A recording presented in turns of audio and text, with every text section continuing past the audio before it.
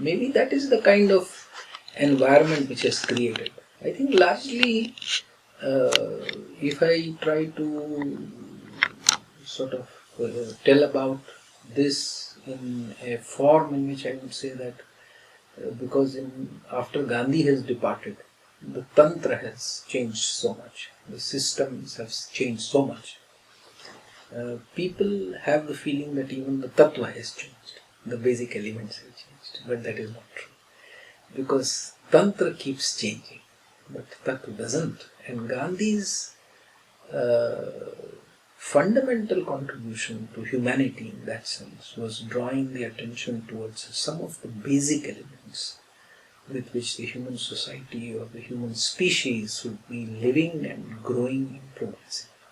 So it is this relevance, and because this is more important than the Tantra that he had established in his times, which could have been anything from, the kind of constructive programs he did, or whatever he suggested for those times, which was the form and the system, that may or may not be relevant, or it has to be renewed.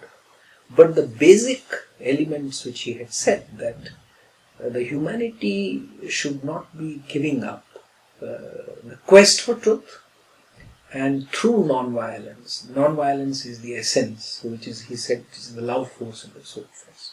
So that brings back, and when you look at the problems even in this changed Tantra and the form, you see that the problems are the same at the base. So the Tattvas have to be remembered, and that is the revisit that we should make.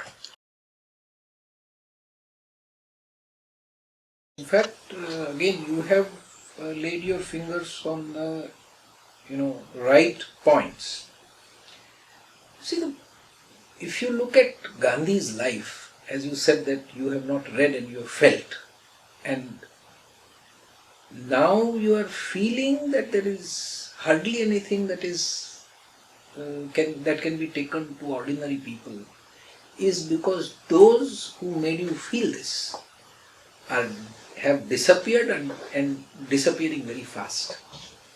Now, Gandhi's central message was not for academics, was not for intellectuals.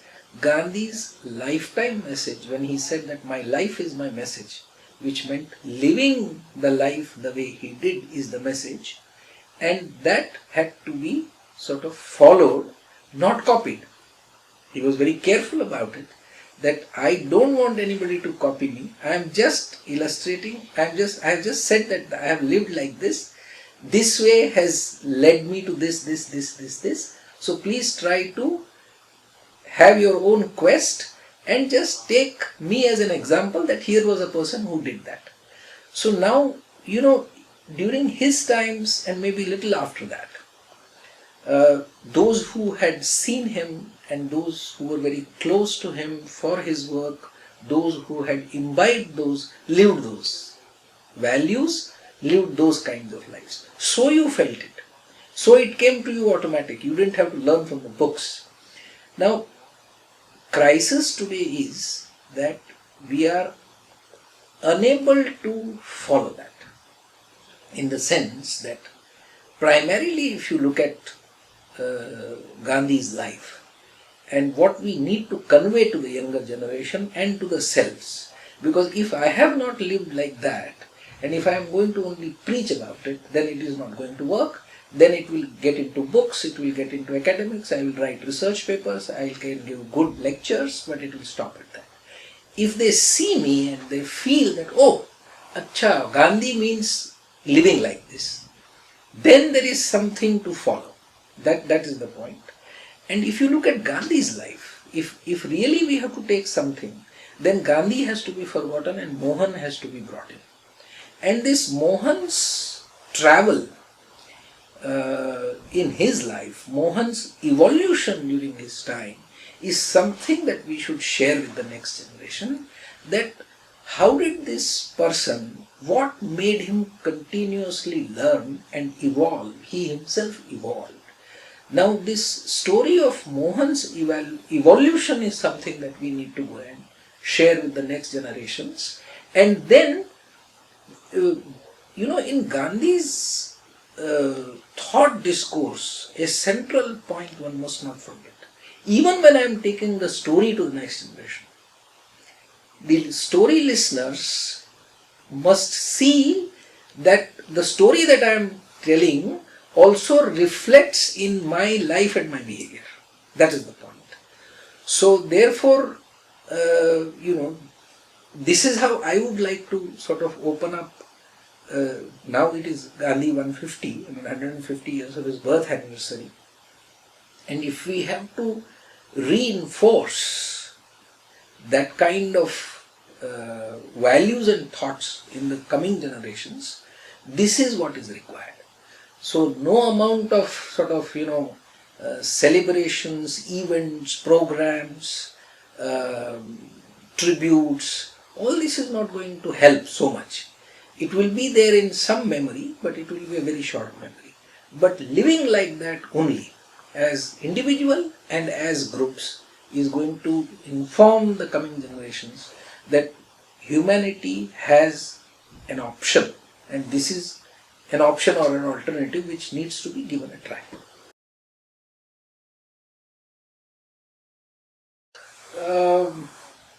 You see, both did not have obviously any idea about the threat that we are going to face in coming years. As you said that they were before time, not only in suggesting on which side we should be going as humanity, but also of the fact that they could not have foreseen what was coming forward, and nobody would have imagined in early part of the first half of the 19th century that we would be on brink of disasters like this. But interestingly, they were not interested in doing that, and they were not responding to that. They were simply responding, both of them were trying to respond in their own way. One was talking about a regulated individual freedom and celebrating individual freedom and liberty as the highest value that you should be attaining as human beings, which was Mohandas Karamchand Gandhi. But the liberation or the liberty that he defined was liberty of Swaraj, which was self-regulated and self-controlled. And Rabindranath Tagore was trying to tell us that your responsibility came from the creative part of the self, which is one with nature.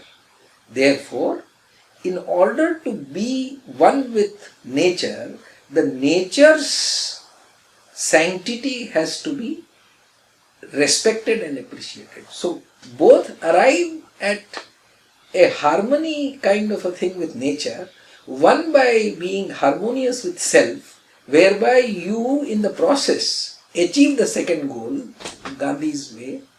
And Rabindranath is trying to cultivate those kind of fine human values which take you to be near nature, which also indirectly asks you to sacrifice so many material things in your own way, because otherwise you know that if you are creating anything artificial, then you are disturbing the nature. So I have tried to understand in that sense.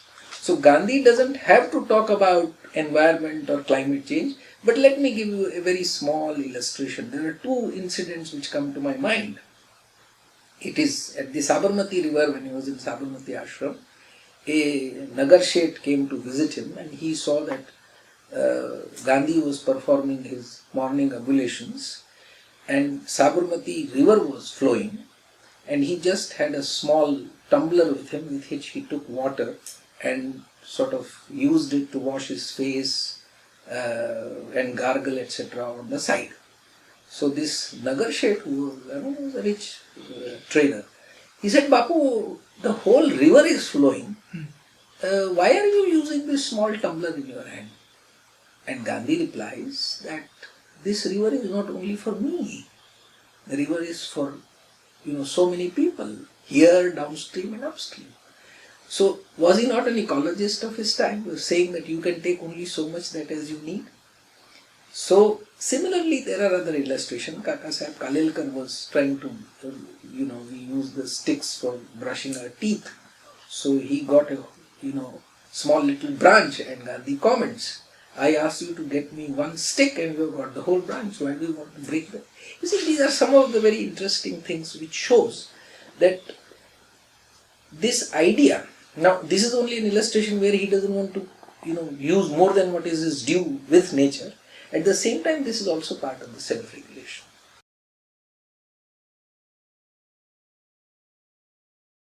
Yes. Because that's how we created this politics of not conquering people but winning them over. That's right. That is right. I think that's well said. That is very well put.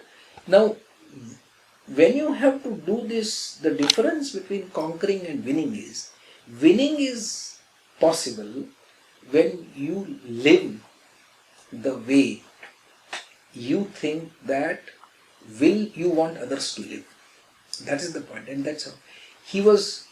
See, that is where we always remember him for saying that you do what you say, and this is what he always did. In fact, there is, on every aspect, he wrote, reflected, and shared only after he practiced it. Now, this is what something is very important. So, that is why he wins. He doesn't conquer. I mean, the difference in conquering, in overpowering, and in just making them out of their own people this is the difference. And I think during that time, he was really very, very powerful in that. He had a magnetic power on that. The kind of influence he had was, in Agast Kranti Maidan, a lady got the jewels out and called a person and handed over it to him and said, this is the address, go and give it. The boy said that you don't even know me. Said, you have come for Gandhi's Sabha, so it's enough. If you have come for the Gandhi's meeting, I can trust you that you are doing it. That was the environment.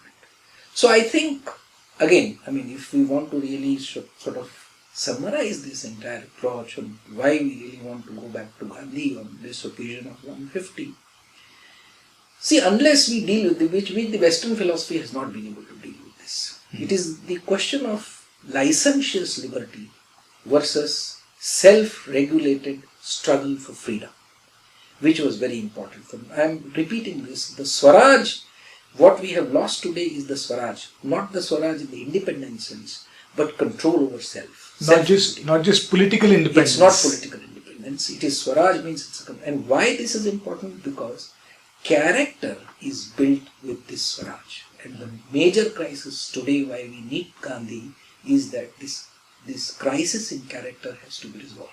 And therefore it is that Mohan has to be sort of remembered again, that how he built his character and became Mahatma.